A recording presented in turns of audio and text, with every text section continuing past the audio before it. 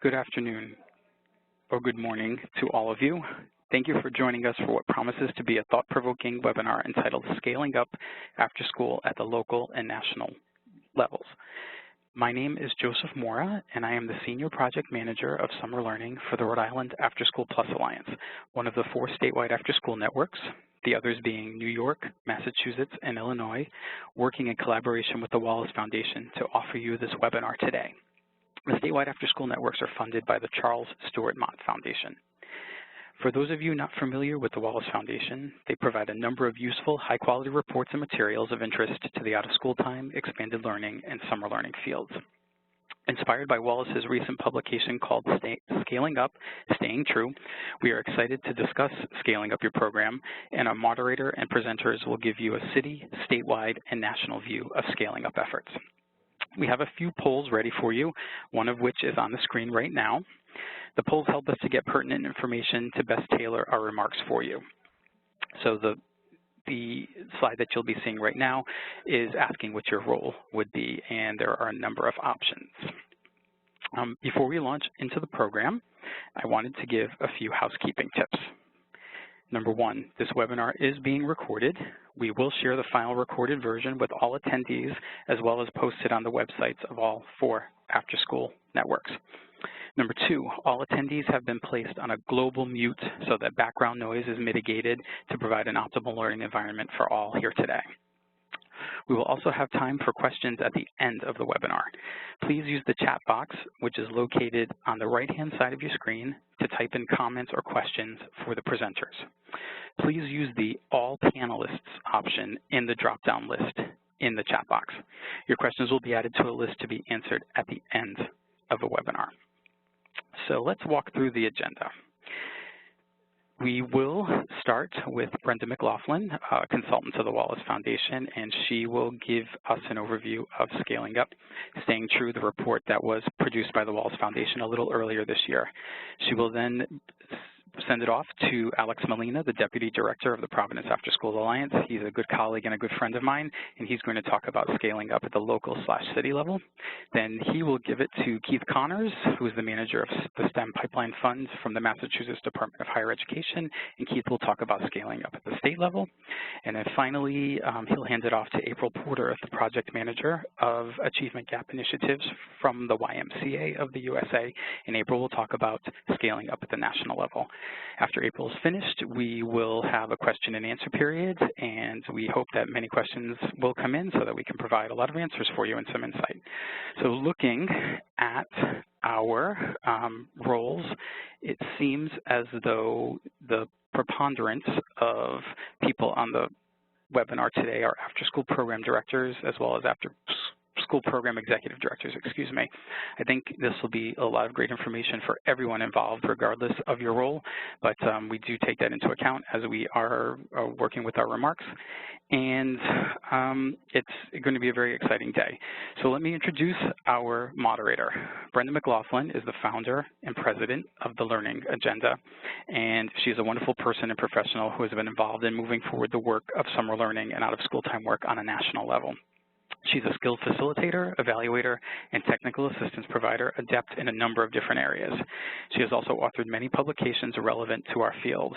Her hope or goal with the Learning Agenda is ultimately to contribute to improved educational pathways for youth.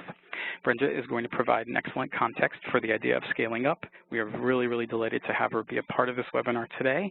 And before I send it off to Brenda, you'll note that there's a second poll question asking of where you are in the process of scaling up. So as we get those results, Brenda will interpret them for you and take it away.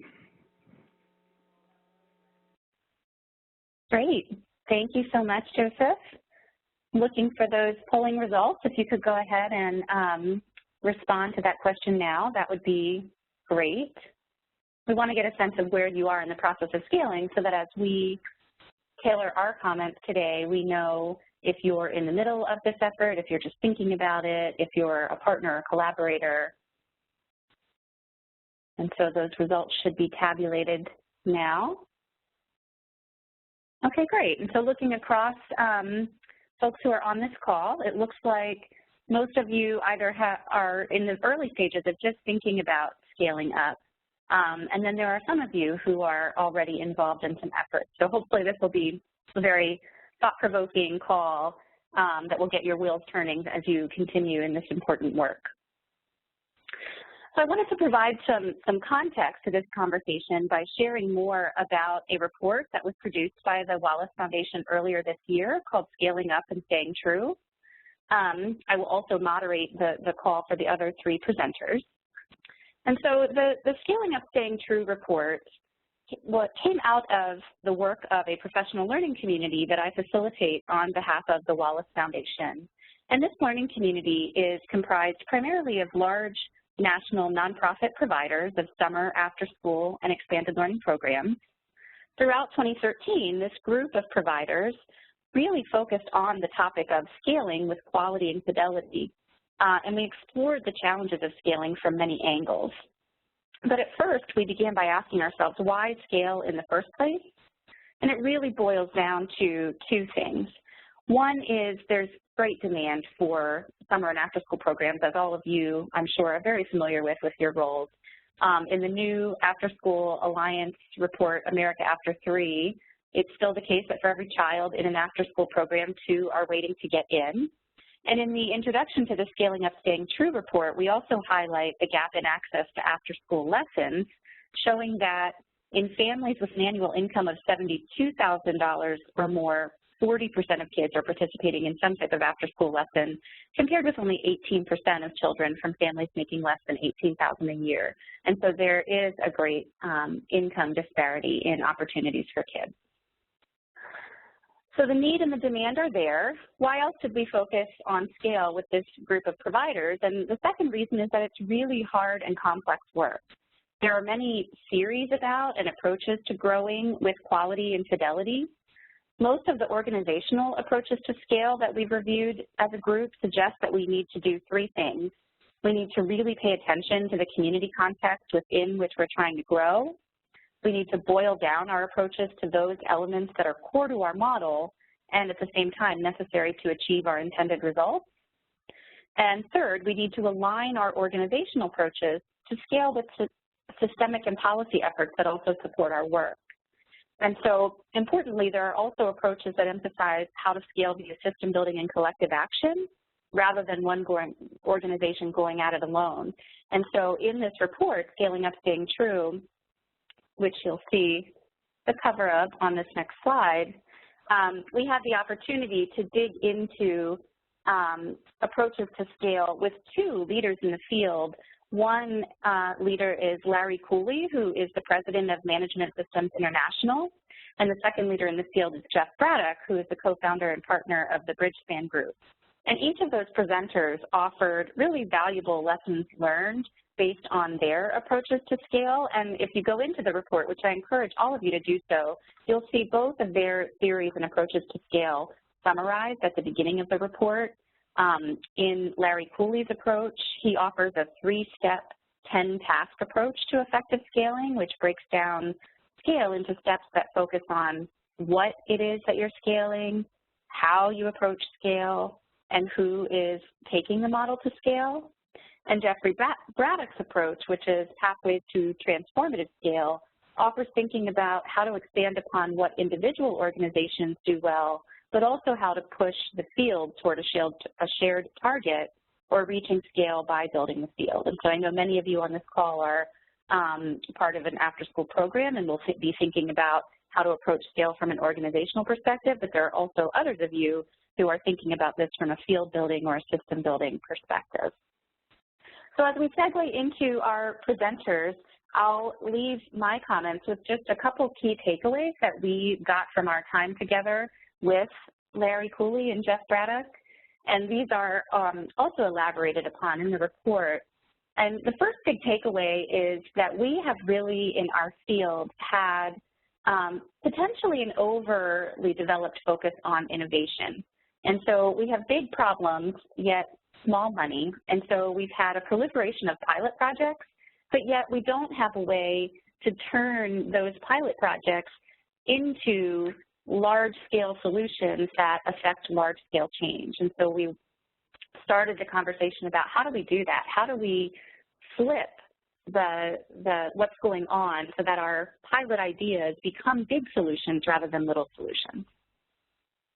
A second key takeaway that we had from this meeting is that simplicity is really key for large-scale adoption. And we had some discussion about, what the it is when you're trying to replicate an intervention. And the advice that we got from Larry was be relentless in trying to take away the pieces that are not fundamental. One of our partners on the call from Bell said, find the zone of fidelity. Another person compared this to Jenga. See how many pieces you can pull out and still leave the structure standing. And so we had a lot of discussion here around simplicity, but yet we also know that kids have a variety of needs that often need to be met with solutions that are not so simple. And we compared the experiences of lower income children who typically have less opportunities in the after school hours to those of families that might be putting together a very complex, rich blend of opportunities for kids. And so while simplicity is key, let's not lose the fact that we also need to individualize our opportunities based on the needs of our kids. A third takeaway, which I'm sure won't surprise any of you, is that deep engagement with the community is critical. Institutional decision makers might be reluctant to accept new ideas if they feel that they didn't have a part in developing them, and so bringing your stakeholders in as part of the development process will really be important. It also helps when you have a large community commitment to your scaling initiative that you can withstand changes in leadership. When local leader, such as a mayor or superintendent, turns over, you still might have commitment to your effort to scale. And then lastly, the point I'll leave you with, and this was something that was emphasized by Jeffrey Braddock, is we often spend a lot of time on tweaking what it is that we want to scale. And we talked about, the it and the simplicity being important. And maybe we don't spend enough time on drumming up the demand. And so this is said to remind us that that is equally as important as finding the correct solution. And so with that, I will show you where you can find some of these goodies on the Wallace website, which is in their Knowledge Center, and I encourage you to go there and to visit the Knowledge Center. And I will turn the presentation now over to the capable hands of Alex Molina, who is the Deputy Director of the Providence Afterschool Alliance, and he's going to talk about scale from a citywide perspective. Alex? Thank you, Brenda, and thank you, Joseph, for such a kind introduction earlier on. So my name is Alex Molina. I'm the Deputy Director for PASA. And let me tell you a little bit about PASA. PASA was founded in 2004 to ensure that young people in the city of Providence had access to high-quality after-school expanded learning opportunities. At the center of our model are basically our after zone and high school. After zone is just middle school, and hub is for high school students. Both models basically leverage over 100 community partners, schools, city agencies, and higher ed to provide young people with hands-on experiences. Over 2,000 young people participate every year. Of course, before we were successful, PASA was really, really careful to map out and implement a plan that would not only allow our model to grow and expand, but ensure that we did not dilute our brand and our programs had a community approach and voice. So before I go in, let me tell you a little bit about Providence, and I'm pretty sure a lot of local communities can relate to this issue. Providence is a struggling city. It's a city with a lot of poverty. It's a city with anemic philanthropic base and struggling schools. So we knew that some of the challenges we're facing in order to create this model. But from the beginning, we knew we need to create something that had community ownership that will avoid people competing for resources. So we knew our job was to leverage additional resources, provide the infrastructure for individuals to do what they do, work with kids. In addition, we realized that one of the key things that PASA needed to do in order to have community ownership was to look at the opportunities. Yes, there's some drawbacks in Providence. However, we have a great sense of opportunities and a great community organizations. So our job was to ensure that the school district, our arts organizations, our higher ed organizations, even the mayor, everybody was on the same page. So our job is to have the infrastructure to look at those challenges and face this idea of creating high-quality experience for young people head-on. So once we established exactly our roles and responsibilities, we looked at a business plan. We looked to see what was the biggest gap. We did not make the assumption that we had all the answers, and that's something really important when working with a local community. We looked to see what were the gaps and see what people were delivering there. Once we knew what was out there, once again, our job was to look at those opportunities to ensure that the community had the resources and tools they needed to provide high-quality experience for young people. And that was our approach. Look at the gap, look at the resources, how do we leverage the resources, and how do we ensure that everything's delivered high quality? In turn, allowing adults to speak the same language for youth. So we had a baseline and a finish line. From there, we looked at the day-to-day operations. We had an ultimate goal in mind. We knew where we were going. We knew we had the resources. And then as we continue to grow and expand our services, we kept the community involved. We kept the city involved, and we kept engaging young people. And most important, we're accountable to youth and our partners. So at the beginning, we really set some set of outcomes that were attainable. We did not want anybody to fail. We wanted to make sure that people were working together, and we were there to pick up anybody up who failed. So our job was not to be the after-school police. Our job was not to tell anybody who was good or bad. It was to ensure that everybody in our community had the tools and resources to scale up. And even more, another thing that we learned right away was to ensure that day-to-day practices were streamlined. We have an operations manual. We do training for our frontline staff and our partners. That empowered and gave our frontline staff and our partners, teachers, CBOs, anybody in between, the ability to operate our system without having pasta behind their back. That gives ownership, that allows them to do their job. So having policies and practices that are replicated throughout a whole city allows us to not only pilot something in one school, but eventually if the pilot works, scale it up to different sites. So that was core. Once we had established this, once we had protocols and procedures, once we had trained everybody and we knew we had a good quality product, next thing you know, demand started to follow. Parents and teachers and other school administrators wanted the after zone in their schools. That allowed us to pick up this model, replicate it in a different place, and eventually increase our impact in the number of young people we were serving. So that was logistical phase one. We had an interface with school. We had an operation manuals that worked. We had people interfacing, understanding what logistics looked like. We had training. So we had all adults working together. That allowed us to dive deeper, to look at existing resources, move them around to enhance the product. Once again, we're not doing things out of the blue. We're consulting with our partners. We're training them how to do it. We're all working together to leverage resources towards the same goal that we had in mind, the same goal that we planned from the beginning. So once we had that done, we had logistics done, we had it expanded, we looked to dive deeper. And this is the second way we scaled up. Not only we scaled up in the number of youth served, but also exactly how we were serving young people. By building something that had ownership, by building something that people trusted, it allowed us to dive deeper. It allowed us to actually have more interface with our school district.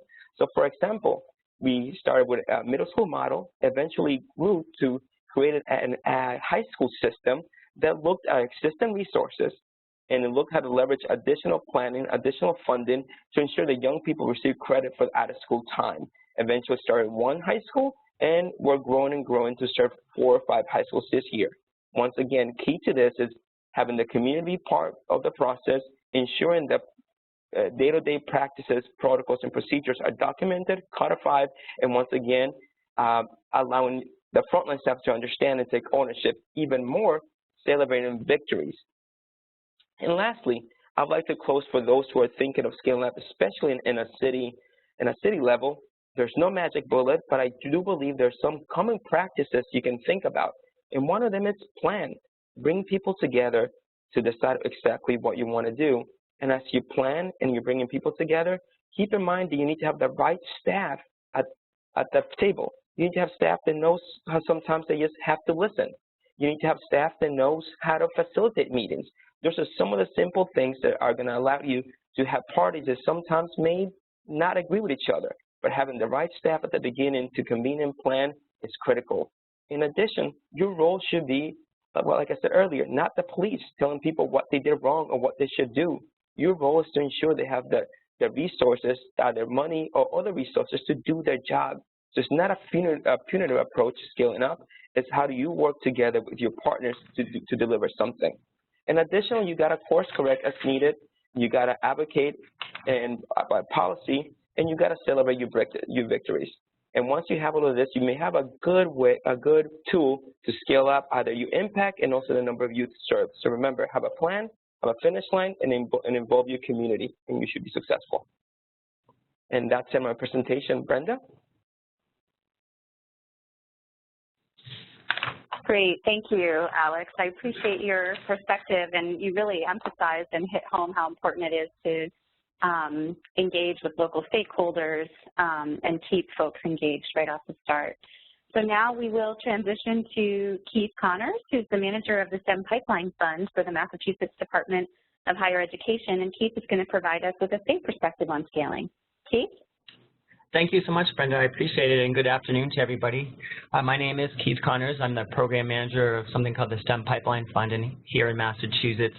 And this is an annual allotment of funding that comes from our state legislature to the Department of Higher Education as the administrator, but really to provide funding for programs that increase student interest, retention, achievement, et cetera, in STEM education from birth to workforce, really. But Massachusetts is particularly interested in this question of at scale. It's something that we've been looking at and really working on. In fact, going back to 2009 with the creation of our Governor's STEM Advisory Council, knowing that a lot of states had this council, we wanted to pull together a group of high-level individuals from academia, business, government, nonprofits, to really look at STEM education in Massachusetts, and particularly to look at what's been most effective in our state. That's really helped us to move the needle on the goals that we have. With that said, I should tell you that we have a state STEM plan. The first iteration of it was issued in 2010 at our annual STEM Summit, and we've updated it just this past year to focus more on local strategies. But it's been a great document. It has 5 defined quantitative goals, measurable goals that we're continually trying to advance to find our ways through educating all our students here in Massachusetts. Our challenge, like so many people, is really having sufficient numbers of our citizens skilled in STEM fields and able to meet the call of industry and government for the needs that we have in our innovative economy. I know that's the same in many states. And what's so wonderful about the Afterschool network is so much of the focus recently has been on STEM education, and we know that the earlier we engage and interest our students, the more successful we'll be that they'll pursue STEM and graduate with the skills that they'll need to be employable in our economies. You know, one of the interesting things in Massachusetts, and it might be the same for other states, is that we almost have too many STEM programs, a lot of them very good. So, you know, the success is that we have a lot of great STEM programs. The challenge is that, in fact, we have a lot of STEM programs and that they're not really aligned. They often exist in silos. So many of them are great innovative projects but aren't sustainable, so they don't stay, they don't persist in terms of the effectiveness that they have been able to show. So a famous line by our executive director is that, you know, we have 1,000 points of lights, but how do we take that light and shine it on everyone so that they effectively can achieve to their greatest extent? Our Lieutenant Governor, who used to run the Governor's STEM Advisory Council, it's now led by our Congressman Joseph Kennedy. I love to say that it's random acts of STEM that we have, but we do need to focus a little bit.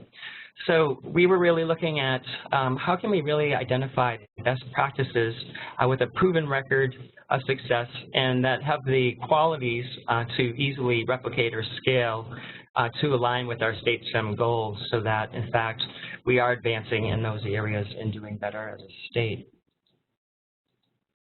The solution that we came up with is to really define or create and define a model that we could use that would help us to identify projects that, in fact, have a proven record of success and have the ability to scale either from school to school, district to district, region to region, or statewide.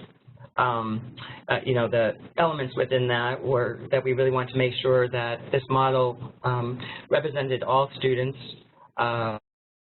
diverse students, non-traditional entrance to the workforce, and that, in fact, it provided training and preparation for people to be not just STEM skilled, but STEM literate and be able to participate fully in our society.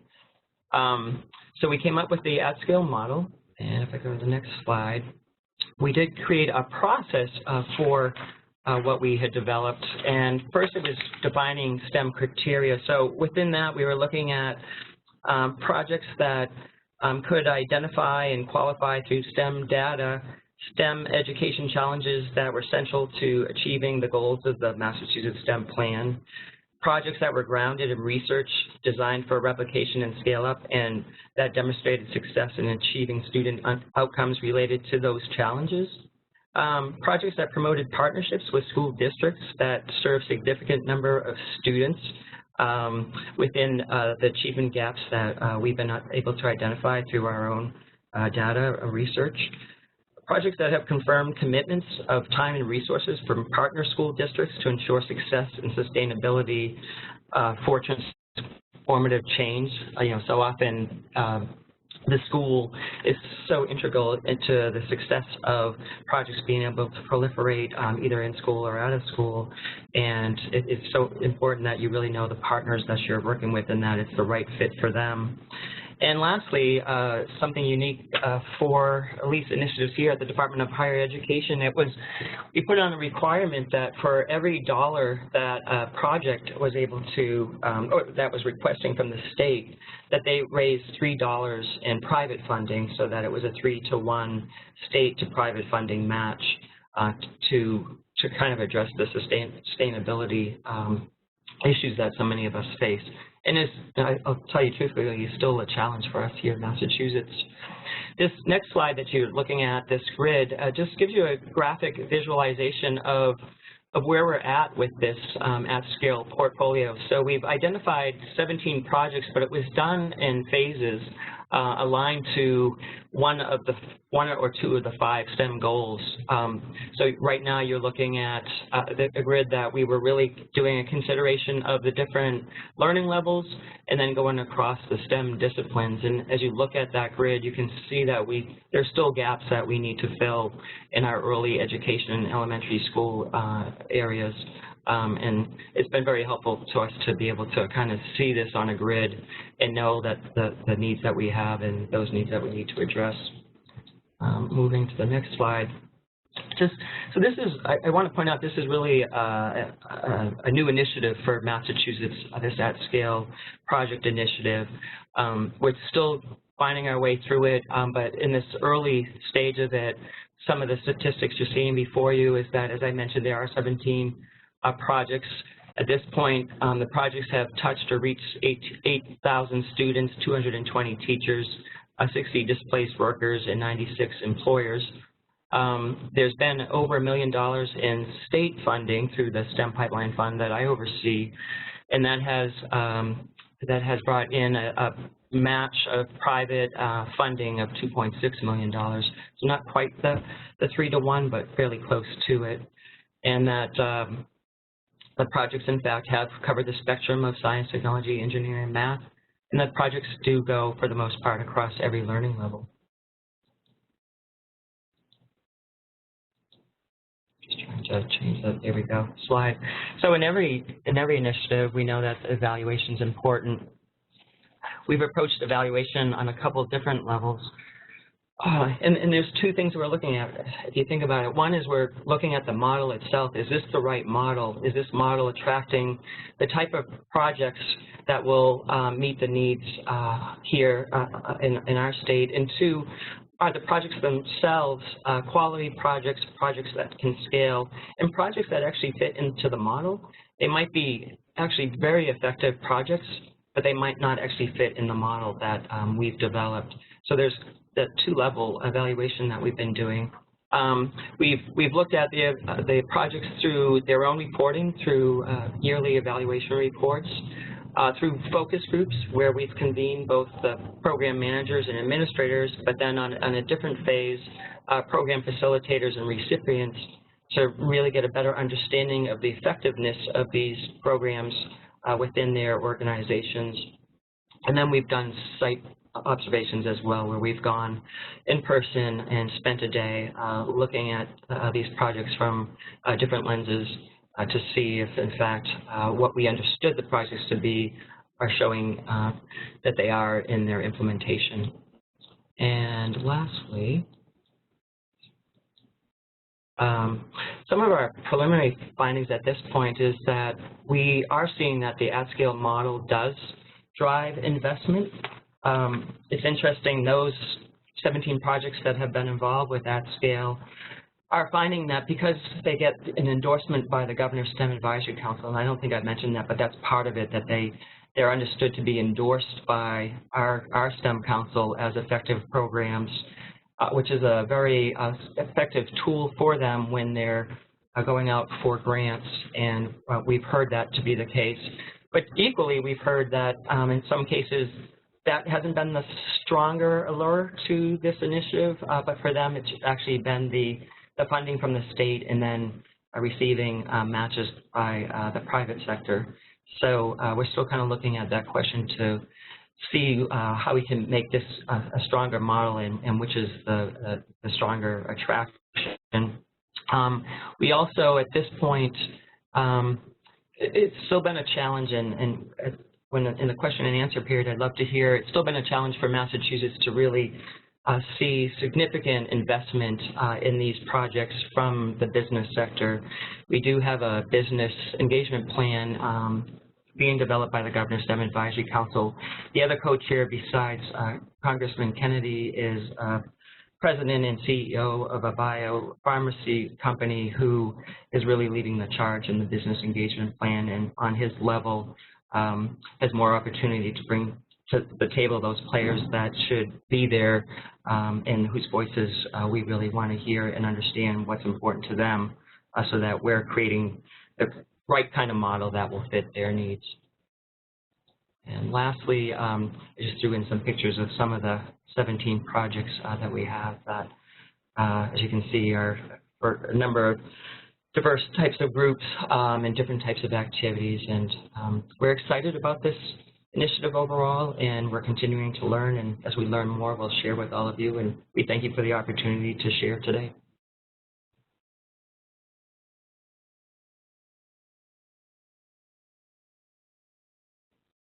Brenda? The multiple. Hi, can everyone hear me? Yes. Okay. I thank you, Keith, for your comments, and also I really liked the way that you phrased the multiple points of light shining all in one direction, and love the chart where you laid over all of your efforts so that we could see the intersections. So I wanted to, before going on to April, our last presenter, just remind folks that if you do have questions for either Alex or Keith who have presented, you can feel free to enter them now, and we'll be tracking your questions and comments so that after April presents, we will enter into our question and answer period. And I did already receive a few, so please keep them coming. And now we'll hear from April Porter, who's the Project Manager for Achievement Gap Initiatives at the YMCA of the USA. April. Thank you, and as everyone said, good morning and good afternoon to everyone. Let's take a look here from the YMCA of the USA, and what you'll often hear me refer to us as is YUSA, so just a quick note on that. What we as a large youth development organization recognized, along with our local YMCAs, is that with both, as was mentioned earlier, a demand and a need for a coordinated, movement-wide approach to the achievement gap issue. So here you can see our response. In 2011, we began to identify programs strategically and intentionally aimed at the issue, which we named signature programs. Those programs are really identified after lots of vetting of different sort of program areas, and we landed on 4 different areas, which were early learning, after school, and summer learning loss prevention, with, again, 2 different models under that summer learning loss prevention search strand.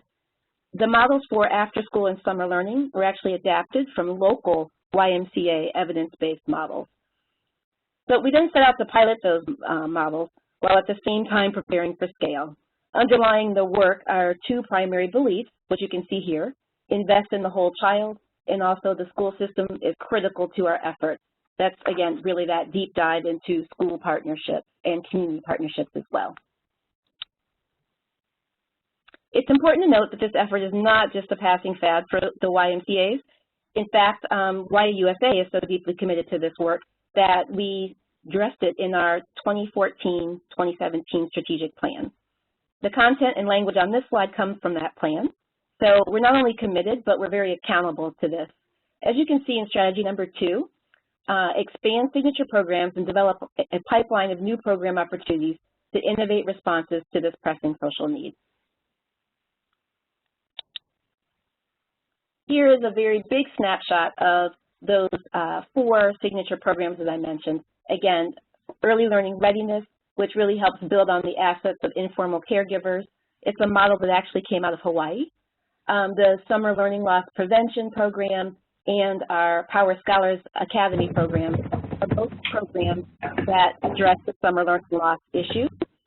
Our Summer Learning Loss Prevention model is really a K-3, hoping to expand to K-5 model. And then our Power Scholars Academy model is a partnership with the BELL organization, Building Educated Leaders for Life. And then finally, our after-school program, which I will take a closer look at in the next slide. So here you can see that the after-school program, the key words that I would point out here is it's really an academic intervention, which looks a little different from some of the after-school programs that the Y typically engages in across the country. Of course, you know, in all 4 of these, we're already seeing significant impact, and especially impacting the academic success of young people. So you can see also on this slide that in addition to academic intervention, it includes homework help, tutoring, STEM, global learning, leadership development, social and emotional development, and a host of other enrichment activities. Now, after going through those, I just wanted to give a quick overview of those 4 programs and then do a little bit of deeper dive into after school. But now I want to take a look at the Achievement Gap pilot from a national perspective. So here you can see how we've slowly not only been doing a pilot, but also slowly scaling as we've had lessons learned. So in 2012, we had 16 states with at least 1 pilot. And then you can see as we grew to 2014, where we have 39 states plus Washington, D.C., with at least 1 pilot. And again, looking at this map, the good news is most of these, not only do they have 1 pilot, but we've got Ys with multiple pilot initiatives happening in these states. And again, here's just a quick overview of our original plan and how we're not only on track for that, but we're actually ahead of it. In total, 93 Ys across the country are piloting our Achievement Gap signature programs, again, at 1 or multiple sites in their communities. You can see here the original goal was 350 by the end of 2015, and we're currently at 578, and that's probably growing by the minute. And then again, I wanted to take a quick look at projected enrollment by program, and we're continuing to grow, of course, through each program. But just looking here, you can see that by 2017-18, we have directly impacted at least 65,000 young people, which is quite exciting. Impact highlights. 90% of caregivers in our early learning readiness program have cited an increase in their child's ability to follow instructions, play with others, try new things. So again, that's really a school readiness program. And across this, you can see after school, I mentioned we were looking at social emotional learning. You can see some of the impact there in regards to social emotional skills. Summer learning loss prevention. In 2013, we had sort of that, if you're looking at grade equivalency, we had a 2.4 months gained amongst our first, second, and that included a small number of 3rd graders.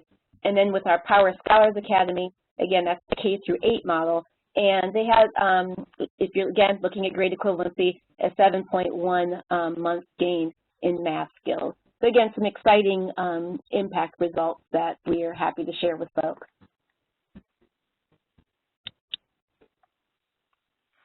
lessons learned.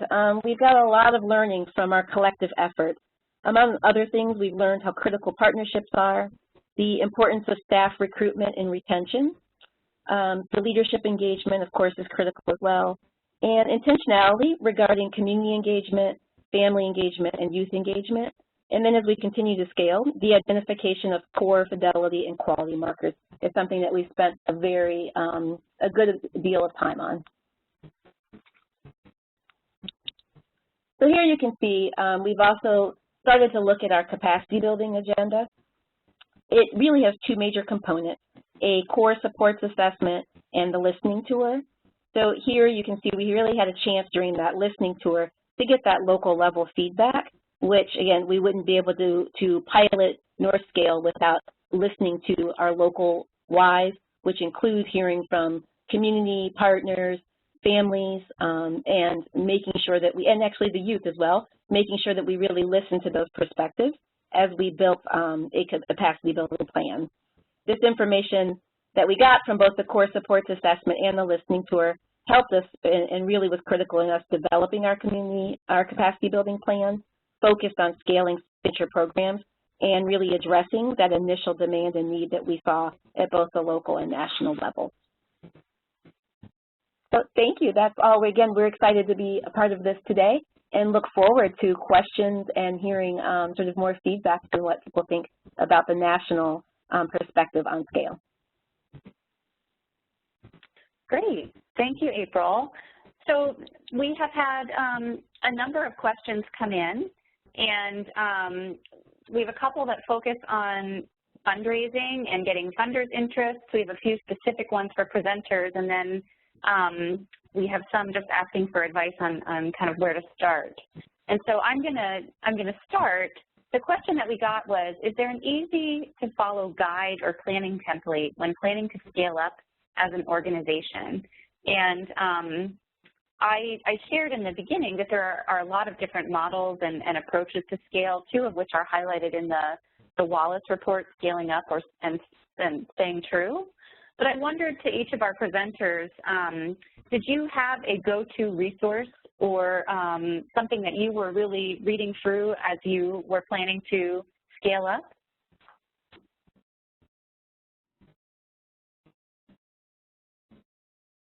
Would any of our three presenters want to take that? I can talk about Providence, and I can tell you some of the things we did use. We had a business plan that truly outlined exactly what the organization was going to do 3, 4, 5 years down the line since we started. So the original plan was to scale up, knowing that the mission was to create this model for an entire city. So we did use our business plan as a guiding template, knowing exactly what will be step 1, step 2, step 3. In addition, we truly have a logic model that really gives us a roadmap of where we're going. Now, something I want to make sure people understand, having a business plan is fantastic to serve as a roadmap and a logic model, but I saw some of the questions regarding fundraising. You need to look to see what's your cost per child, cost per unit, cost to operate, in order to really start thinking exactly how much it will cost year 1, year 2, year 3. And even more, as an organization, you need to keep in mind there'll be other internal costs. PASA had to deal with this. As we grew, we needed additional staff. As we grew, even our core business functions needed additional supports. So as you're scaling up and a business plan clearly articulates how you're going to scale up the programming, keep in mind your core business functions. If you scale up, you serve with youth, you're going to need a better data management system. If you're scaling up and you raise more funding, your fiscal management needs to improve. So those two things, operational, direct services, and core business functions, need to be part of the plan as you scale up. And this is Keith Connors from the Department of Higher Education in Massachusetts. I would echo a couple of things that we saw on Alex's slide and what we found here when we were thinking about a statewide plan to scale effective programs. And that was first really having a clear plan. So our state STEM plan, called the Foundation for the Future Massachusetts Plan for Excellence in STEM Education, really clearly defined for us 5 measurable goals. And along with each goal were clear strategies for reaching those goals. So we could use that state STEM plan as a roadmap to develop the model that we developed for at scale to begin to address the 1,000 points of light and bring it down to a portfolio. And the portfolio isn't a means to say that these 17 programs are the most effective. In fact, this evaluation that we're going through is to really better understand the model and better understand how we solicited for projects and understand the barriers that may have been presented. For instance, perhaps that 3-to-1 is too high of a bar for the amount of funding that organizations would receive. So it's about refining the model. I think it's something else I saw on one of Alex's slides. It's creating a model, and then it's really using the networks that we have here in Massachusetts. So we have a statewide system of regional STEM networks. There's 9 across the state, led by, in most cases, an institution of higher education. And they're a collaboration of higher education, K-12 schools, businesses in that region, the local governments in that region, to really look at the regional needs, because the Berkshires in Massachusetts is far different from the metro area of Boston, say, to understand what they need, both in their workforce and in their educational training systems. And then through these networks, really be the implementers of the state STEM plan and help make this at-scale initiative better known, connect with their local partners to get them on board, to make sure they're aware of the opportunity to be part of an endorsed project in the state, and then to help us provide data to feed it. I just say one last thing. Our first phase in at-scale was student interest. And I say this to help other states as you're kind of thinking about, well, where do we start and what data do we look at? So since 2008, I believe, we've been buying the student interest questionnaire from the College Board to particularly look at those questions that talk about course taking and interest in college majors. And we've been looking at that year to year to measure student interest in Massachusetts. And then when we targeted the first release of a competitive process to identify at-scale projects based on increasing student interest, we really identified those areas where students had great achievement, but they weren't all that interested in STEM, and how could we bring programs into those regions and those school districts that would excite our students around STEM education because they already had the strength in terms of their skills in STEM education. So that's just one little strategy I thought I'd share. Thanks to both of you. I want to pick up on some of the things you said and also take us to the next set of questions we have. We have a couple of questions around fundraising. And so one question says, what's the best way to address fundraising when it comes to scaling up? Should you fundraise for the operating costs for at least 1 to 2 years before actually opening a site? And then another question is actually a broader question about funders in general. Who are the funders that look to support this type of scaling up work, particularly if you're a small city and you may feel like you're less visible to some of the larger national foundations that engage in this work? And so I'm wondering if the three of you can offer perspectives on how to fundraise and for what time period, as well as who might be the folks you look to.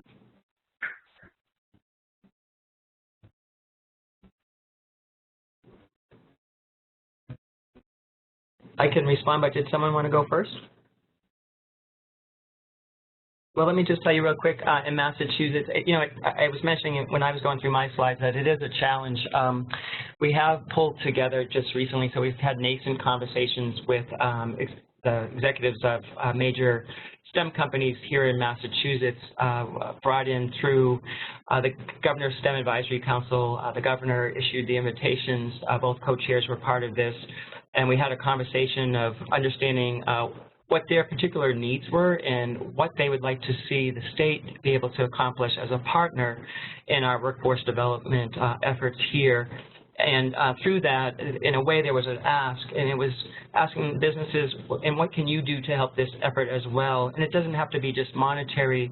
It can be opening up their companies to tours, mentorships, internships, et cetera. So we started those initial conversations And the other thing I just would say, I think, is showing some traction here in Massachusetts, and that's that whole idea of endorsement, that we have gone through a rigorous process of filtering projects to identify those that have a long track record, strong data behind them, that have shown real results, so that we can say to businesses, well, geez, we have this portfolio of projects. You don't have to look at every, 100 emails that come your way for funding. Here's a portfolio of projects. And if you like these projects, the 17, we know of other types of projects that are like that these 17 might not be the best fit, but at least you'll understand the type of projects that they are, and kind of apply your funding in a way that suits you best.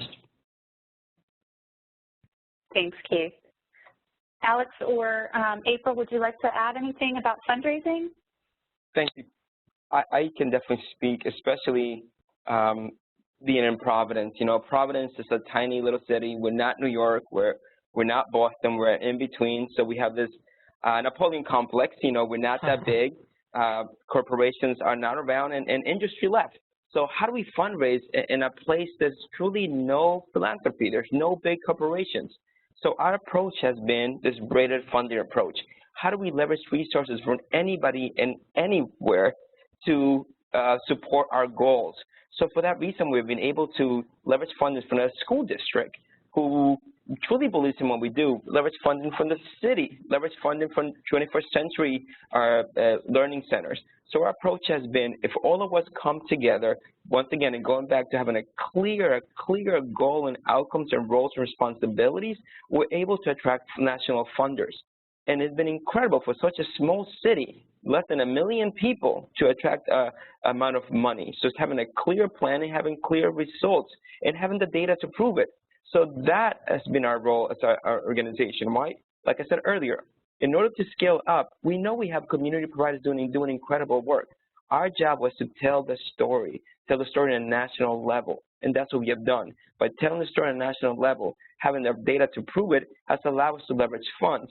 Now, when we leverage national funds, we go back to our local, philanthropic community, which is anemic to say the least, and said, hey, do you want to be part of something bigger? This is not about Providence. It's about making a model that has been replicated in over 30 cities throughout the United States.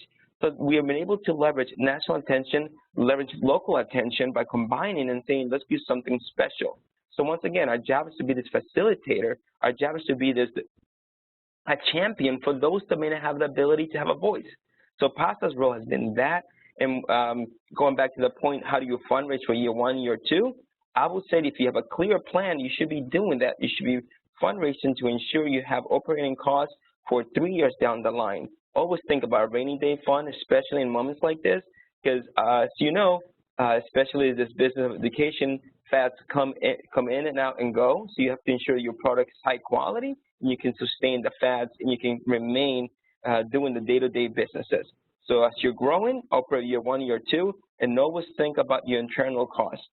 It's so interesting that indirect stays the same for a lot of organizations, even though the cost of doing business goes up every year. You have to keep that in mind. That's a really great point. I think there's something that both of you said that can't be overemphasized, and that is how important it is to be clear in your planning and also clear in your targets about where you're headed, so that you can accurately make the case that there is a need, so that when you attract, your national and local funders, you're able to speak effectively. And I also wanted to mention, defining scale in the first place. What scale means for you, for your organization, for your community, can be a really challenging task. As we were talking amongst the, nonprofit providers in the learning community that participated in the development of this report, one of the providers, Communities in Schools, is in thousands of sites across the country, yet they're reaching about 10% of the students who they estimate would benefit from their model. And so, you can think about organizations that are very large, like Communities in Schools or like the YMCA, and it's still very hard to say, what is that ultimate target? How do we define scale? So I think that's an important conversation you should have with your organization so that you can plan toward that target. I also know that many organizations do take that what I'll call a slow bake approach, where, you have a process whereby you assess whether the organization or the community is ready for growth, and then you, like Alex said, actively fundraise for that in anticipation of it and support the development over time. I wanted to ask April one final question, because I know our time is ending here, but we got a question from the Boys and Girls Club saying they also focus on after school and summer learning. And are there any best practices you would share in collaborating for scale? Oh, absolutely. That's a great question. And something I had sort of mentioned during my presentation of that critical importance of partnerships, both for us at the national level, but also at the local level. And so for best practices, what we've noticed is really having sort of a transparent agenda, coming together at that local level to really be able to share common goals, especially, again, we're all focused on this achievement gap issue. How do we come together and sort of maybe let go of some of our individual agendas and goals and really come together with a transparency to think about what are our common goals, and how would you come together, strong communication, and really begin to collaborate around those common shared goals. Thank you, April. Does anyone else want to offer any best practices in collaboration before we close?